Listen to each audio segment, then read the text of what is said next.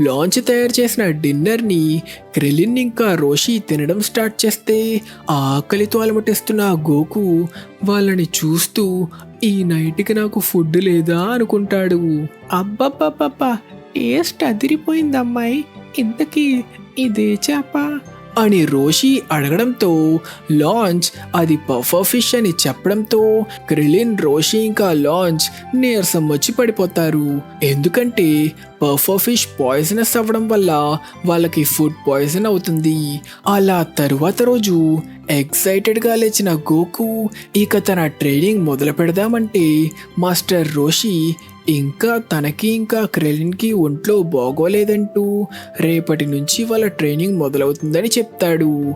అలా తరువాత రోజు వాళ్ళు తీసుకోబోయే ట్రైనింగ్ గురించి ఆలోచిస్తూ గోకు ఇంకా క్రిలిన్ ఎంతో ఎక్సైట్మెంట్తో పడుకుంటారు. గోకు లాంచ్తో పడుకుంటే మాస్టర్ రోషి క్రిలిన్తో పడుకోవాల్సి వస్తుంది. కట్ చేస్తే తెల్లవారడంతో మాస్టర్ రోషి క్రిలిన్ని నిద్రలేపి గోకుని లేపడానికి గోకు ఇంకా లాంచ్ పడుకున్న రూమ్కి వస్తే లాంచ్ సైకో మూడ్లో ఉందని తెలుసుకోవడంతో సైలెంట్గా గోకుని లేపడానికి ట్రై చేస్తాడు. కానీ నిద్ర లేచిన లాంచ్ వెంటనే మళ్ళీ తన మెషిన్ గన్తో గోకు ఇంకా రోషిపై దాడి చేస్తుంది. అప్పుడే నిద్ర నుంచి లేవడంతో చిరాకులో ఉన్న గోకు పొద్దున్నే పత్తేపారాలేంటి అంటూ కోపంతో లాంచ్కు ఒక మంచి కిక్కిచ్చి పడుకోబెడతాడు. లాంచ్ స్పృహ కోల్పోవడంతో మాస్టర్ రోషి దొరికింది ఛాన్సు అనుకుంటూ తను తీవ్రంగా గాయపడిందో లేదో చూస్తా అని పైకి కవరింగ్ ఇస్తూ లాంచ్ని తడిమేయడానికి ట్రై చేస్తాడు. కానీ గోకు ట్రైనింగ్కి ఆలస్యం అవుతుందని మొండికేయడంతో ఇక మాస్టర్ రోషి ట్రైనింగ్కి బయలుదేరడానికి డిసైడ్ అవుతాడు. అలా ఆఖరికి మాస్టర్ రోషి గోకు ఇంకా క్రెలిన్కి ట్రైనింగ్ ఇవ్వడం మొదలు పెట్టడానికి వాళ్ళని ఒక పాల కేంద్రానికి తీసుకెళ్ళి చాలా మిల్క్ బాటిల్స్ని కలెక్ట్ చేసి ఈ ఐలాండ్లో ఉన్న అందరికీ మీరు పాలుని బ్రేక్ఫాస్ట్ టైంకి ముందే అందచేయాలి అని చెప్పడంతో ఎంతో కష్టపడి ఎన్నో ఇళ్ళకి పరిగెత్తి ఎన్నో డైనోసార్ల నుంచి తప్పించుకుంటూ ఆ పాలని దాదాపు ఐలాండ్ పై ఉన్న అన్ని ఇళ్ళకి డెలివరీ చేస్తారు. కానీ వాళ్ళు ఇంకా మిల్క్ డెలివరీ చేయాల్సిన ఒక ఆఖరి ఇల్లు ఒక ఎత్తైన కొండపై ఉంటుంది. దానికోసం వాళ్ళు ఎన్నో వేల కొద్దీ మెట్లెక్కాల్సి వస్తుంది. దానితో అప్పటికే చాలా నీరసపడిన గోకు మెట్లెక్కలేకపోవడంతో రోషి ఒకప్పుడు గోకు తాతైన గోహాన్ ఇంకా తను కూడా ఇలాంటి ట్రైనింగే తీసుకున్నారని చెప్పడంతో మోటివేట్ అయిన గోకు తన తాత గోహాన్ కూడా ఒకప్పుడు తనలానే ట్రైనింగ్ తీసుకున్నాడని తెలుసుకోవడంతో మంచి ఎక్సైట్మెంట్తో మెట్లెక్కడం కంటిన్యూ చేస్తాడు. క్రెలిన్ కూడా ఒంట్లో ఓపికంతా అయిపోవడంతో చాలా కష్టపడుతూ ఇద్దరూ ఆఖరి ఇంటికి కూడా మిల్క్ డెలివరీ చేసి వాళ్ళ మొదటి ట్రైనింగ్ని కంప్లీట్ చేసి అలసిపోయి పడిపోతారు. కానీ ఇది కేవలం ట్రైనింగ్లో మొదటి భాగమని చెప్పి వాళ్ళ ట్రైనింగ్ని కొనసాగించడానికి మాస్టర్ రోషి వాళ్ళని ఒక పొలానికి తీసుకెళ్ళి వాళ్ళని పొలం దున్నమంటాడు. దానితో గోకు ఇంకా క్రెలిన్ అది మొదలు పెడితే ఇది వాళ్ళ చేతుల్ని బలపరిచే ట్రైనింగ్ కాబట్టి వాళ్ళు కేవలం వాళ్ళ చేతులతోనే పొలాన్ని దున్నాలని చెప్పడంతో చాలా కష్టపడి కేవలం వాళ్ళ చేతులతోనే ఎన్నో గంటల తర్వాత ట్రైనింగ్ని పూర్తి చేస్తారు. దానితో ఇక బ్రేక్ఫాస్ట్ టైం అవ్వడంతో లాంచ్ వండిన బ్రేక్ఫాస్ట్ తినడానికి రెడీ అయితే దురదృష్టవశాత్తు క్రెలిన్ తన ఫుడ్లో పెప్పర్ వేసుకుంటుండగా లాంచ్కి తుమ్ము రావడంతో మళ్ళీ సైకోలా మారి అందరినీ గన్తో కాలుస్తూ అటాక్ చేయడంతో గోకు, క్రెలిన్, రోషి ముగ్గురు ఇంట్లో నుంచి పరుగు తీస్తారు. దానితో ఇక వేరే ఆప్షన్ లేక వాళ్ళు బ్రేక్ఫాస్ట్ బయట తినాల్సి వస్తుంది. బ్రేక్ఫాస్ట్ తరువాత రోషి ఇద్దరికి పాఠాలు చెప్తూ చదివించడం స్టార్ట్ చేస్తాడు. ఒక ఫైటర్కి కండబలం మాత్రమే కాదు, బుద్ధి బలం కూడా ఉండాలని రోషి వాళ్ళకి చెప్తూ లంచ్ టైం వరకు వాళ్ళని చదివిస్తాడు. లంచ్ తిన్న తరువాత ముగ్గురు కాసేపు ఒక కునుకు తీస్తారు. అలా మాస్టర్ రోషి గోకు ఇంకా క్రిలిన్కి కొద్ది నెలల్లో జరగబోయే వరల్డ్ మార్షల్ ఆర్ట్స్ టోర్నమెంట్ గురించి చెప్తాడు. వరల్డ్ మార్షల్ ఆర్ట్స్ టోర్నమెంట్ అంటే ప్రపంచంలో ఉన్న శక్తివంతమైన ఫైటర్స్ అందరూ ఒక చోటుకు చేరుకొని ఒక టోర్నమెంట్లో ఫైట్ చేసి ఈ టోర్నమెంట్లో గెలిచిన వాడికి ప్రపంచంలోనే స్ట్రాంగెస్ట్ ఫైటర్ అనే బిరుదునిస్తారు. కట్ చేస్తే వాళ్ళ ట్రైనింగ్ కొనసాగించడానికి గోకు ఇంకా క్రిలిన్ని మాస్టర్ రోషి ఒక కన్స్ట్రక్షన్ సైట్కి తీసుకెళ్తాడు. ఇక్కడ చెయ్యబోయే ట్రైనింగ్తో మీ శక్తి మాత్రమే కాదు, మనం బతకడానికి మనకి కొంత డబ్బు కూడా లభిస్తుంది. ఈసారి ట్రైనింగ్లో మీరు కేవలం మీ చేతులతోనే పనిచేయాల్సిన అవసరం లేదు అని చెప్పడంతో గోకు ఇంకా క్రిలిన్ ఆ కన్స్ట్రక్షన్ సైట్లో పని చేయడం స్టార్ట్ చేస్తారు. అలా పని చేస్తున్న క్రిలిన్కి గతంలో తను పొట్టిగా బలహీనంగా ఉన్న కారణానికి తను ట్రైనింగ్ తీసుకున్న ఒరియాన్ టెంపుల్లో అందరూ తనని అవమానించింది, ఆట పట్టించింది గుర్తు చేసుకుంటూ మరింత కసితో ట్రైనింగ్ చేస్తాడు. అలా కన్స్ట్రక్షన్ పని పూర్తయ్యాక నెక్స్ట్ గోకు ఇంకా క్రిలిన్ చెయ్యబోయే ట్రైనింగ్ స్విమ్మింగ్ అని చెప్పడంతో గోకు ఇంకా క్రిలిన్, మేము మార్షల్ ఆర్ట్స్ ట్రైనింగ్ పొందడానికి మీ దగ్గరికి వచ్చాం, మాకు మార్షల్ ఆర్ట్స్ నేర్పించండి అని గొడవ చేస్తే మాస్టర్ రోషి కోప్పడి వాళ్ళు ఇంకా మార్షల్ ఆర్ట్స్ నేర్చుకోవడానికి సిద్ధంగా లేరని, వాళ్ళకి మార్షల్ ఆర్ట్స్ నేర్పించాలంటే వాళ్ళు కనీసం ఆ పెద్ద బండరాన్ని కదపగలగాలని చెప్పడంతో క్రెలిన్, దానిని మనుషులు కదపడం అసాధ్యం అని అంటే మాస్టర్ రోషి ఆ పెద్ద బండరాన్ని కదిపి చూపిస్తాడు. దానితో మన గోకు తను కూడా ప్రయత్నించడానికి నిర్ణయించుకొని తన పూర్తి శక్తి ఉపయోగించి తను కూడా ఆ బండరాన్ని కదపడంతో రోషి ఇంకా క్రిలిన్ షాక్ అయిపోతారు. దానితో మాస్టర్ రోషి తను పొరపడ్డాడని, వాళ్ళు కదపాల్సింది ఆ బండరాయిని కాదు ఈ బండరాయిని అంటూ మరింత పెద్ద బండరాయిని చూపిస్తాడు. మీరు కనుక దీనిని కదపగలిగితే అప్పుడు మీకు మార్షల్ ఆర్ట్స్ ట్రైనింగ్ ఇస్తాను అని చెప్పి ఇక వెళ్ళి స్విమ్మింగ్ చేసి మీ ట్రైనింగ్ని కొనసాగించండి అని చెప్పడంతో ఇద్దరూ నీటిలోకి దూకుతారు. అలా స్విమ్మింగ్ చేస్తున్న గోకు ఇంకా క్రిలిన్, ట్రైనింగ్ ఇంత సులభంగా ఉండకూడదే అనుకుంటుండగా ఆ లేక్లో ఉన్న పెద్ద షార్క్స్ ఎంట్రీ ఇవ్వడంతో ప్రాణాలు గుప్పెట్లో పెట్టుకొని ఫుల్ స్పీడ్లో స్విమ్ చేస్తూ ఈ ట్రైనింగ్ని కూడా పూర్తి చేస్తారు.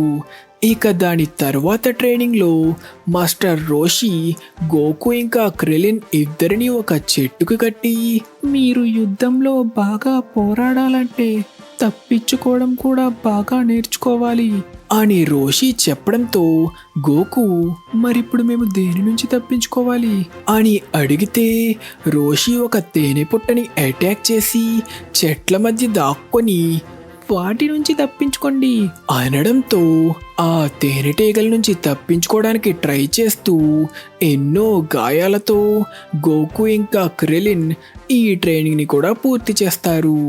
దానితో మాస్టర్ రోషి ట్రైనింగ్లో వాళ్ళ మొదటి రోజు పూర్తయిందని తెలియచేస్తాడు.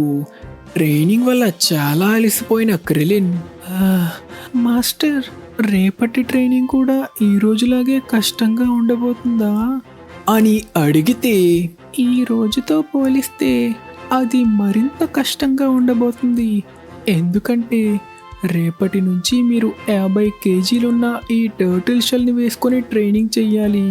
మీరు ఈ ట్రైనింగ్ని విజయవంతంగా మాస్టర్ చేయగలిగితే దీని సహాయంతో మీరు జరగబోయే వరల్డ్ మార్షల్ ఆర్ట్స్ టోర్నమెంట్లో పోటీ చేయగలుగుతారు.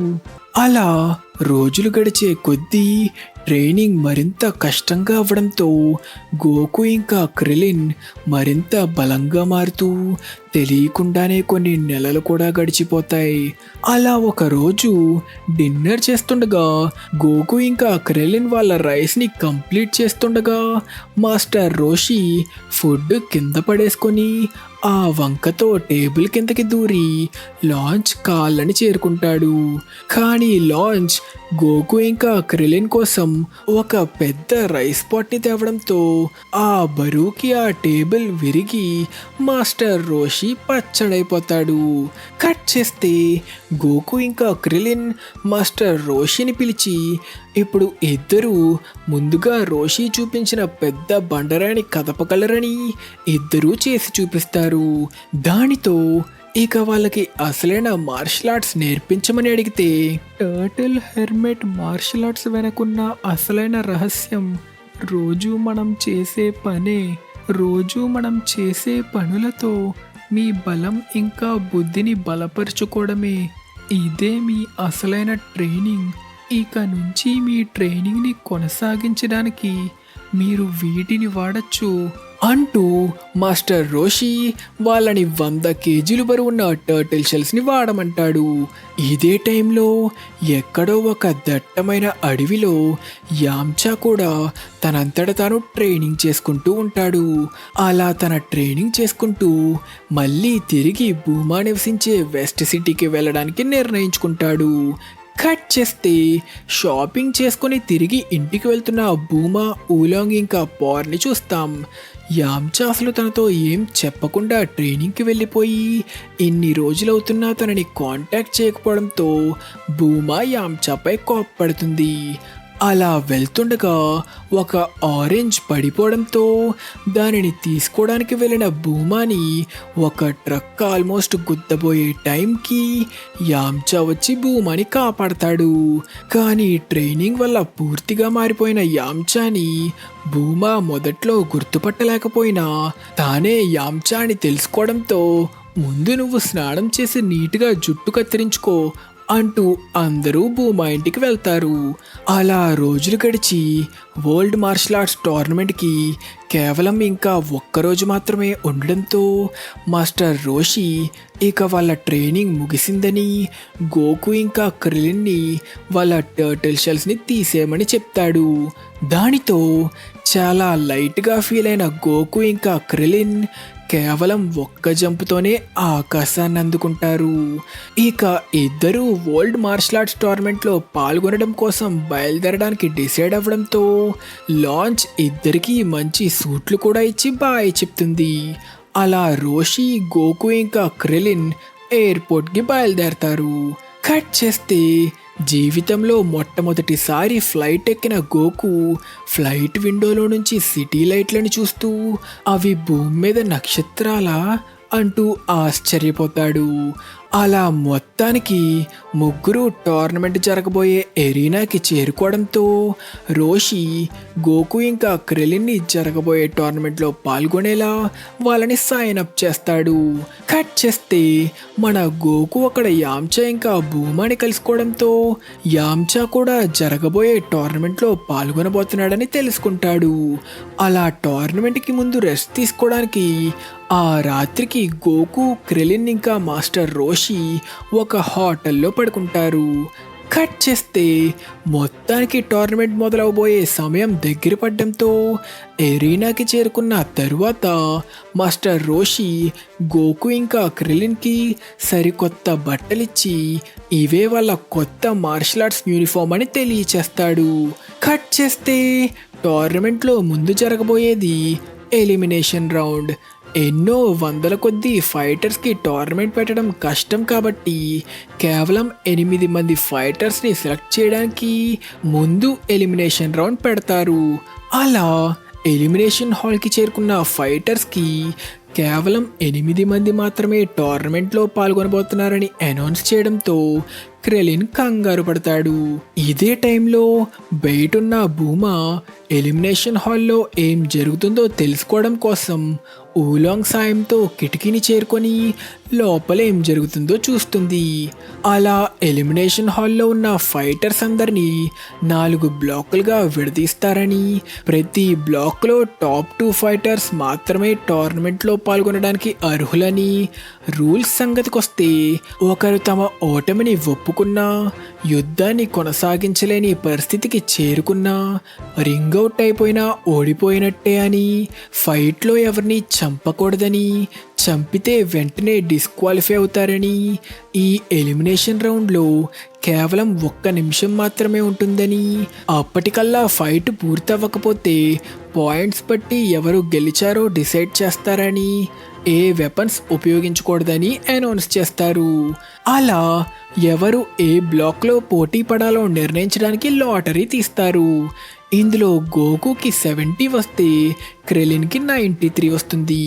దానితో ఇద్దరు బ్లాక్ 3లో పోటీ పడబోతున్నారని తెలుసుకున్న క్రెలిన్ భయపడుతూ తనకి గోకుతో ఫైట్ చేయడం ఇష్టం లేదని చెప్తాడు. కానీ గోకు చాట్ని చూసి ఇద్దరు ఎలిమినేషన్ రౌండ్లో పోటీ పడరు అని చెప్పడంతో క్రెలిన్ రిలాక్స్ అవుతాడు. అలా యాంచా కూడా నేను బ్లాక్ 2లో పోటీ పడబోతున్నా గోకు, ఎలిమినేషన్ రౌండ్లో నేను నీతో పోటీ పడినందుకు నాకు సంతోషం. ఎందుకంటే నేను నీతో ఒక పెద్ద స్టేజ్ మీద ఏ టైం లిమిట్ లేని చోట ఎంతోమంది జనం చూస్తుండగా పోరాడాలనుకుంటున్నా. అవునా, నాకు అలానే ఉంది. అలా మొత్తానికి మన గోకు మొదటి ఫైట్ చేసే టైం రానే వస్తుంది. ఈ ఫైట్లో గోకు చాలా పెద్దగా భారీగా ఉన్న బండోడితో ఫైట్ చేస్తాడు. మ్యాచ్ మొదలవగానే వాడు గోకుని అటాక్ చేస్తే మన గోకు ఆ అటాక్ నుంచి ఈజీగా తప్పించుకుంటాడు. కానీ ఆ బండోడు చిన్నగా ఉన్న గోకుని పచ్చడి చేసేసా అనుకుంటాడు. మన గోకు నేను బాగానే ఉన్నా అని చెప్పడానికి కేవలం తన వేలుతో తాకితేనే ఆ బండోడు ఎగిరిపడి రింగ్ అవుట్ అయిపోతాడు. అలా గోకు మ్యాచ్ పూర్తవుతుంది. ఇలా ఉండగా క్రెలిన్ గతంలో తను ఓరియంట్ టెంపుల్లో ఉండగా తనని ఏడిపించిన వాళ్ళని కలుసుకుంటాడు. వాళ్ళని చూసి భయపడుతున్న క్రెలిన్ మొదటి మ్యాచ్లోనే వాళ్ళల్లో ఒకరితో పోరాడాలని తెలుసుకొని మరింత భయపడి మ్యాచ్కు ముందే తన ఓటమిని ఒప్పుకుంటే మంచిదనడంతో మన గోకు ఇచ్చిన మోటివేషన్కి మొత్తానికి ధైర్యం చేసి ఫైట్ చేయడానికి ఒప్పుకుంటాడు. అలా మ్యాచ్ మొదలవడంతో క్రెలిన్ వాడి అటాక్స్ చాలా ఈజీగా తప్పించుకుంటూ వాడిని ఒక్క తన్ను తంతే దెబ్బకి వాడు ఎగురుకుంటూ గోడని బద్దలు కొట్టుకొని మరీ దూసుకెళ్ళిపోతాడు. అలానే యాంచా మ్యాచ్లో యాంచా కూడా తన ఒపోనెంట్ని కేవలం ఒక్క కిక్తోనే ఓడిస్తాడు. క్రెలిన్ మ్యాచ్ వల్ల గోడలో కన్నం ఏర్పడడంతో భూమా ఇక ఈజీగా వాళ్ళ మ్యాచ్ని అక్కడి నుంచే చూస్తుంది. అలా ఎలిమినేషన్ రౌండ్లో మ్యాచ్లు గడిచే కొద్దీ గోకు, క్రెలిన్ ఇంకా యాంచా ముగ్గురు ఎలిమినేషన్ రౌండ్లో ఆఖరి మ్యాచ్లని చేరుకుంటారు. ఇది గెలిస్తే ముగ్గురు టోర్నమెంట్కి క్వాలిఫై అయిపోయినట్టే. ఫస్ట్ యాంచా తన మ్యాచ్లో తన వుల్ఫ్ వ్యాంగ్ ఫిస్ట్తో చాలా ఈజీగా తన ఒపోనెంట్ని ఓడిస్తాడు. అలానే గోకు కూడా చాలా సులభంగా తన ఒపోనెంట్ని రింగ్లో నుంచి బయటికి విసిరేస్తాడు.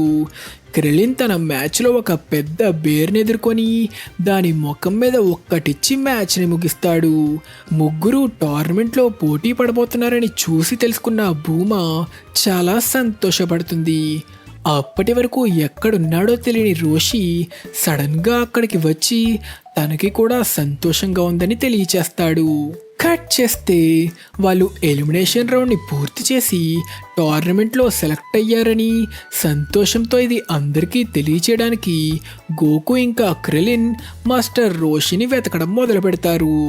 ఇదే టైంలో మన మాస్టర్ రోషి భూమాకు ఒక టీషర్ట్తో పాటు ఒక కీ చైన్ కూడా బహుమతిగా ఇచ్చి దానికి బదులుగా భూమా కూడా తను సంతోషపడేలా ఏదైనా ఇస్తే బాగుంటుంది అని చెప్పడంతో కోపం వచ్చిన భూమా రోషిని ఒక్కటి పీకి గాల్లోకి ఎగరేస్తుంది. దానితో ఊలాంగ్ నువ్వు కూడా టోర్నమెంట్లో ఎంటర్ అయ్యి ఉంటే బాగుండేది భూమా అంటాడు. కట్ చేస్తే గోకు ఇంకా క్రెలిన్ అందరినీ కలుసుకొని సంతోషంతో వాళ్ళు టోర్నమెంట్లో పోరాడబోతున్నారని తెలియచేస్తే భూమా వాళ్ళు చేసిన ఫైట్స్ని వాళ్ళు చూసారని తెలియచేస్తుంది. ఇలా ఉండగా టోర్నమెంట్లో పోటీ పడబోయే 8 మందిని రమ్మని అనౌన్స్మెంట్ రావడంతో గోకు ఇంకా క్రెలిన్ వెళ్ళిపోతారు. కానీ 8 మందిని పిలిచిన తరువాత నుంచి మాస్టర్ రోషి కూడా కనిపించట్లేదని ఊలాంగ్ గుర్తిస్తాడు. కట్ చేస్తే టోర్నమెంట్లో సెలెక్ట్ అయిన 8 మంది ఫైటర్స్ ఒక రూమ్కి చేరుకుంటారు. ఇక్కడ అనౌన్సర్ మళ్ళీ మ్యాచప్ కోసం ఆ 8 మందిని నెంబర్ లాటరీ డ్రా చేయమంటాడు. అలా ఫైట్ చేయబోయే 8 మందిలో ఒకడి నుంచి చాలా కంపు రావడంతో అందరూ వాళ్ళ ముక్కుని మూసుకుంటారు.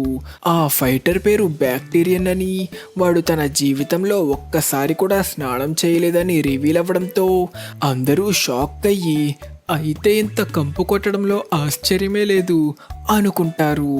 అలా అందరూ లాటరీలో నెంబర్స్ డ్రా చేయడంతో ఫస్ట్ మ్యాచ్లో క్రెలిన్ ఇంకా బ్యాక్టీరియన్ పోటీ పడబోతున్నారని తెలుసుకోవడంతో క్రెలిన్ షాక్ అవుతాడు. సెకండ్ మ్యాచ్ యామ్చా ఇంకా జాకీ చాన్ అనే ఫైటర్ కని, థర్డ్ మ్యాచ్ నామ్ ఇంకా రాన్ఫాన్ అనే అమ్మాయి కని, ఇంకా ఆఖరి మ్యాచ్ మన గోకు ఇంకా గీరాన్ అనే డ్రాగన్ కని మ్యాచ్అప్ అనౌన్స్ చేయడంతో ఇక లేట్ టైం చెయ్యకుండా ముందుగా అనౌన్స్ చేసినట్టే క్రెలిన్ ఇంకా బ్యాక్టీరియన్ మధ్య జరగబోయే టోర్నమెంట్ యొక్క మొదటి మ్యాచ్ని మొదలు పెడతారు.